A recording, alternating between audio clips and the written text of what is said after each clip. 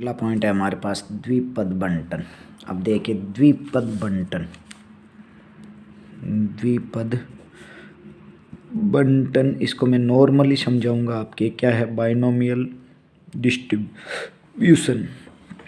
तो ये द्विपद बंटन क्या कहता है, हमारे पास हमने पढ़ा है पीछे की कक्षाओं में द्विपद प्रमेय, उसी के अकॉर्डिंग है। देखो क्योंकि यहाँ पे सफलता की प्रायिकता P, असफलता की प्रायिकता Q, दोनों का योग क्या बन रहा है 1। अब इसकी घात के रूप में इसको हल करें तो ये बनता है P प्लस Q की पावर n। n एक परिमित संख्या है तो क्या बनता है NC0 P की पावर n Q की पावर 0 प्लस NC1 P की पावर n-1 Q की पावर 1 प्लस NC2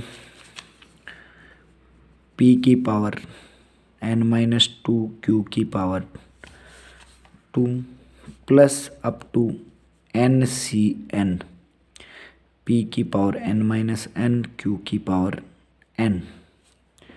ठीक है, तो ये कंडीशन बनती है, यही हमारे पास प्रायिकता को हल करने का द्विपद बंटन आएगा।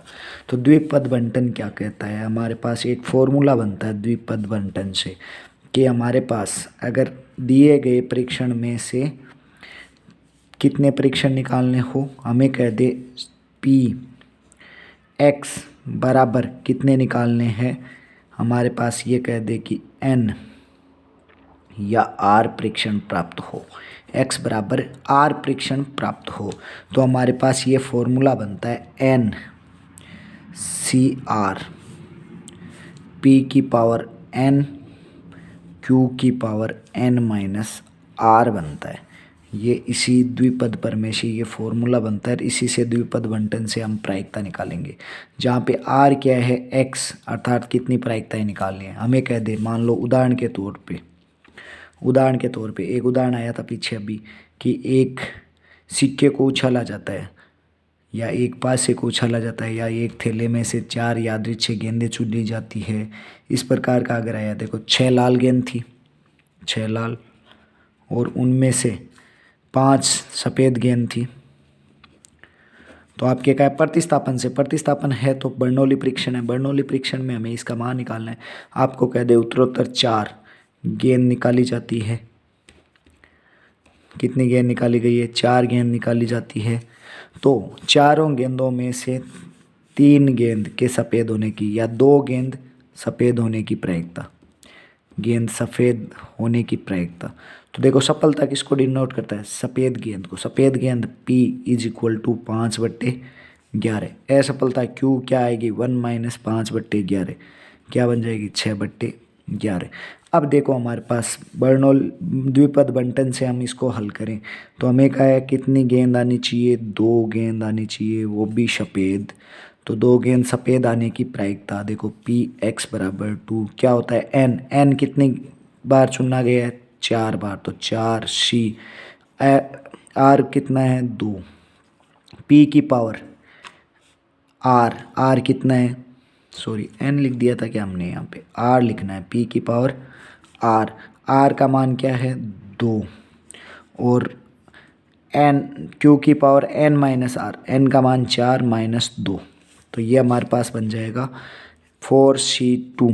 4C2 का मान होता है फैक्टोरियल 4/4 - 2 का फैक्टोरियल, 2 का फैक्टोरियल, गुणा P हमारे पास है 5/11, 5/11 की पावर 2, और ये है 6/11 की पावर 4 - 2। तो हल करेंगे तो ये बन जाएगा हमारे पास, फैक्टोरियल 4 को लिख दूँ 4 × 3 × 2 का फैक्टोरियल बट्टे, ये हो जाएगा 2 का फैक्टोरियल, ये हो जाएगा 2 × 1, 2 का फैक्टोरियल खोलेंगे तो ये हो गया 5/11 की घात 2, और ये हो गया 6/11 की घात 2। ये देखो 2 से ये 4 2 बार, फैक्टोरियल 2 से फैक्टोरियल 2 कैंसिल, ये हो गया 6, गुणा ये 5 की घात 2, 5 × 5, 6 की घात 2, 6 × 6, बट्टे 11 × 11 × 11 × 11। हल निकालेंगे तो ये हो जाएगा 5 की घात 2 × 6 की घात 3 बट्टे 11 की घात 4, या इसको घातों को हल करना चाहे तो घातें भी हल हो जाएगी, ये हमारे पास आंसर आ जाएगा। तो द्विपद बंटन इस प्रकार काम करता है। मेन ये फॉर्मूला काम में लिया जाता है, इसी फॉर्मूले को याद रखोगे तो सारा का सारा हल आ जाएगा हमारे पास। आगे देखिए, हम देखते हैं जो प्रश्नावली के क्वेश्चन पहला दूसरा तो हमने कर लिया था, तीसरा प्रश्न हम आगे देखते हैं। क्वेश्चन नंबर 3, क्वेश्चन नंबर 3 में कहा है वस्तुओं का एक ढेर है, वस्तुओं का एक ढेर है और उस ढेर में हमें कहा है 5% वस्तुएं क्या है, त्रुटिपूर्ण है, त्रुटिपूर्ण है, त्रुटि युक्त है या त्रुटिपूर्ण है, युक्त है। और इनकी क्या प्रायिकता है, इसकी क्या प्रायिकता है, इसकी क्या प्रायिकता है, प्रायिकता है कि 10 वस्तुओं को चुना जाता है, 10 वस्तुओं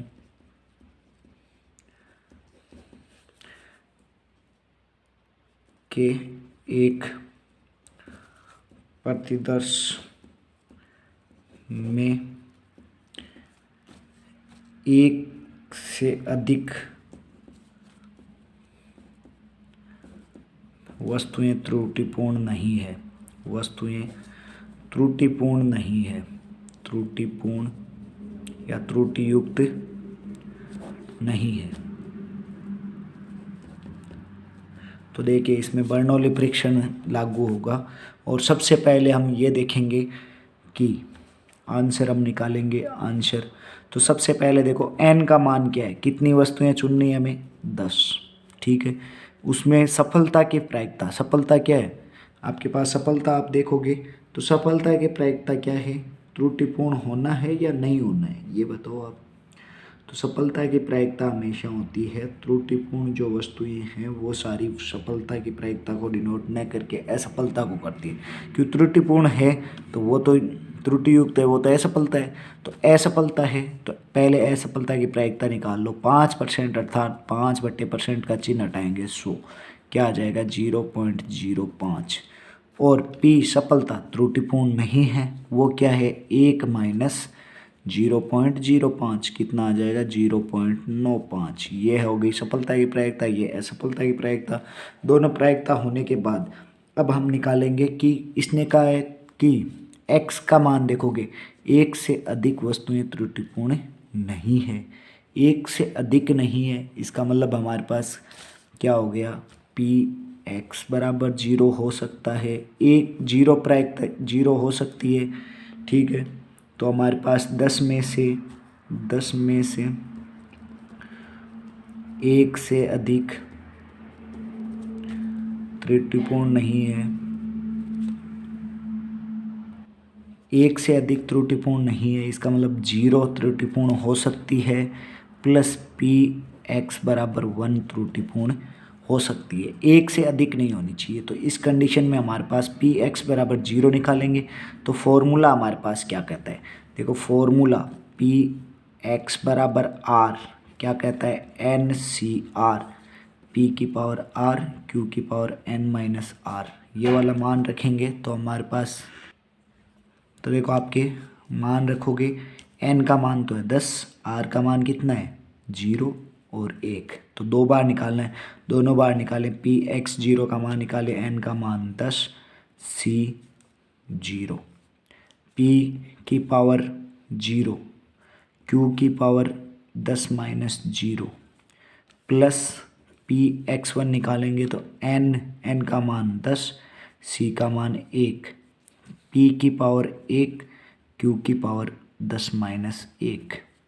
तो ये हमारे पास बन जाएगा, देखो क्या बन गया, 10 0 का मान हमेशा 1 होता है, हमेशा ध्यान रख लेना। P का मान है 0.95 की घात 0 और Q का मान हमारे पास क्या है, P का मान 0.95 हो गया की घात 0, Q का मान है 0.05 की घात कितनी है 10, प्लस ये हमारे पास हो गया 10 C1 हो गया हमारे पास 10 10C1 का मान हमेशा 10 होता है, और 0.95 की घात 1 और 0.05 की घात 9। अब इसमें से 0.05 की घात 9 कॉमन ले लो, किसी संख्या की घात 0 होती है उसका मान 1 होता है। 0.5 की घात 9 कॉमन ले लिया, पीछे क्या बच जाएगा, यहाँ पे एक घात बच गई तो 0.05 प्लस ये 10 इंटू ये बचेगा, तो 10 इंटू 0.95 हो गया 9.5।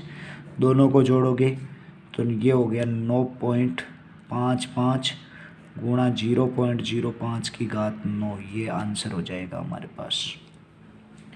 ठीक है।